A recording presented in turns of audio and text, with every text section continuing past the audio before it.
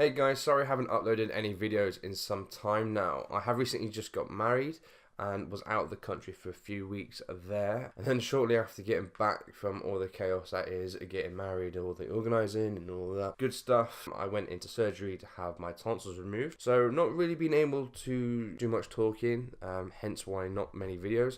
I'm now at a stage where I have recovered enough for my voice to actually project without actually hurting. So enough about me and my sob story. So really bad time to take a leave of absence creating videos, as Bungie outlined the remainder of Destiny 2's content map for the summer, as well as their live stream reveal for Forsaken, as well as taking a look at the new game mode Gambit at this year's E3. So a lot of stuff's happened since I've been getting married, going for surgery and recovery. Here's a brief snippet of everything that I've been able to gather in the last couple of days and what I've noticed over my brief period of being absent. I will dive in deeper into a lot of this over the next coming week. So yeah, this isn't going to be everything. This is just a quick sort of things that I picked up that I thought was interesting. I know there is other videos out there who have managed to keep on the ball with everything and give you probably more information than what I can. But I really wanted to get a video out and try and keep it to the point and get out as much information as I can for this channel. So in this video, we're going to take a look at what's coming in Destiny 2 in update 1.2.3 and Forsaken, otherwise known as update 2.0.0, if you want to be politically correct with some of that. Okay, in update 1.2.3, we'll be seeing the next seasonal event, Solstice of Heroes. This event will allow us all as players to celebrate our accomplishments in D2 and earn new rewards. We are also getting the return of bounties back into the game, but not sure yet if they will work like they did in D1. Finally getting the long-awaited prestige mode for the 2 raid layers, which we'll talk about in more detail in a second. PC players will be able to get clan text chat, so good for you guys. I'm not a PC player, so cool. Year 1 tryouts, which we'll be able to see on Bungie.net.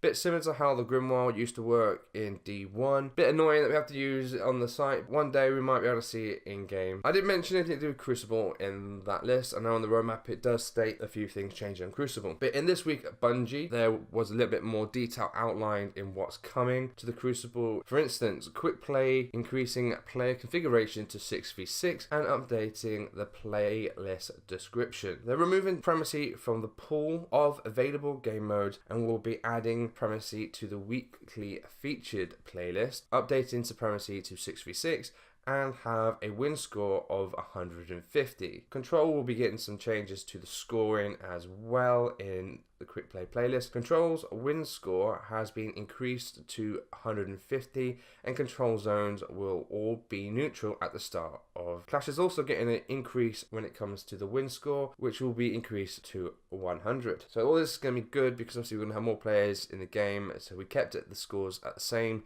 We'll just be ending the games quicker. We might be recycling, getting through games quicker, but you don't want that, so that's cool.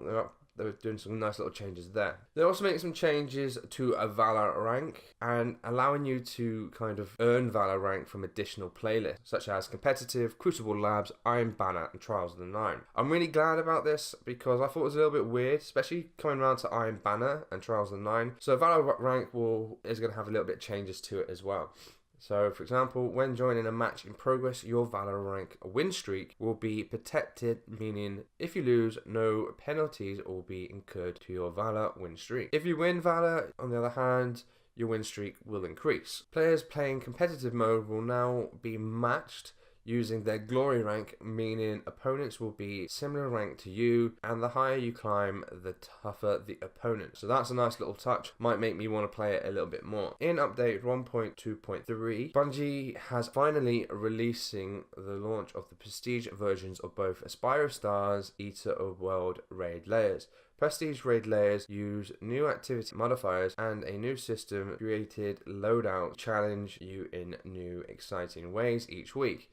In this week at Bungie, they gave a quick rundown of what we can expect to get, and a little bit other, but if you want to check that out, like some of the questions that we might have, check out bungie.net. I'll leave a link in the description below so you can check out this raid. I haven't put everything to do with the raid in here because there's a lot of information and I wanted to try and keep this video relatively short. Picked out this little bit because I thought this was rather interesting. So they say what you get. Players will be able to chase after 3 different pursuits in the summer prestige raid layers. 400 power weapons. The only way to get 400 power armor before Forsaken is by participating in the summer solstice event, which is obviously the one we talked about earlier, which is called Solstice of Heroes. But the only way to get 400 power weapons before Forsaken is by completing Prestige Spire of Stars and or Eater of Worlds. Every time you complete all encounters in Prestige Raid Layers that week, you will be rewarded a 400 power raid weapon.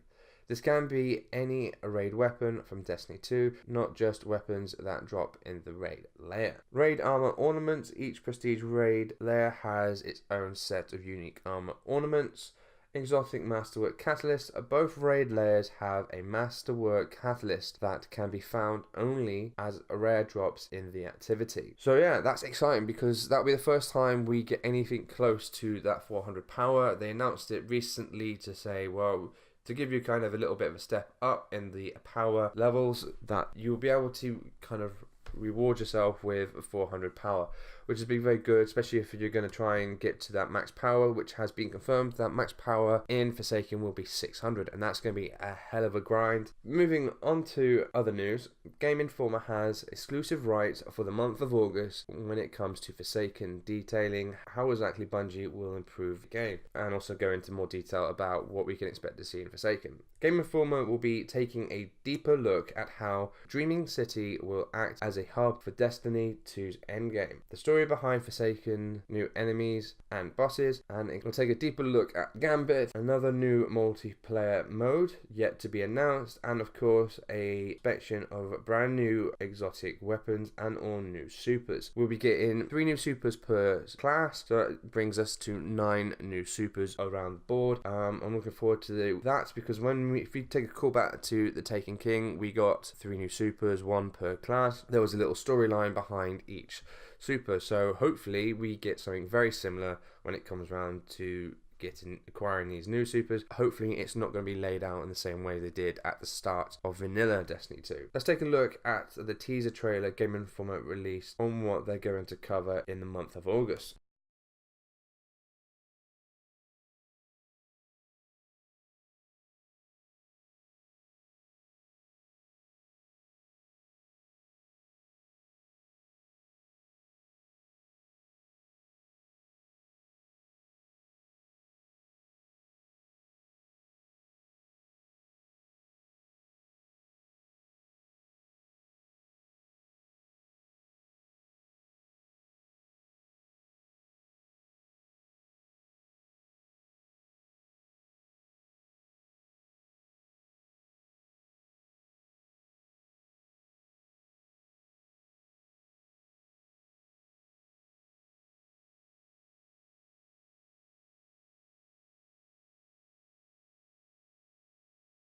There's a lot of cool things coming to Forsaken when it drops on the 4th of September. It will also bring the following changes with it, which has been outlined the latest development roadmap. So we can expect to also get gear collections. Basically will work in a way that anything you've collected since the release of Warmind will be in gear collection. So if you've got anything in your inventory now and you're only really keeping it because you're using it to collect, you can basically get rid, and they will be automatically in the game collections when that is released in September. Anything that you've probably got rid of prior to Warmind, you will not have in your collection, so you will have to grind to recollect a lot of that. We'll be getting in-game triumphs, new slot changes, which we've briefly seen in some footage on the live stream. Look forward to getting a bit more hands-on details on that. Weapon randomization, going to work very similar to how it was in Destiny 1. I think that's a very nice touch. They're bringing that back. It brings the grind in to find the perfect loadout. Mod system update, not much is known about this yet, but there will be more news. Recently I have heard a little bit this week that there is going to be big changes there with that, so look forward forward to getting more information. Another very good one that is coming up, obviously, is the bulk shader deletion. Thank God. Amount of hours you waste sitting there deleting one shader at a time. I am looking forward to getting my hands on that to get rid of a lot of shaders. New Crucible mode, 4 new Crucible map, 200 additional vault slots, which will take us up to 500 slots in total. In-game lore tab, as seen in the Bungie live stream recently.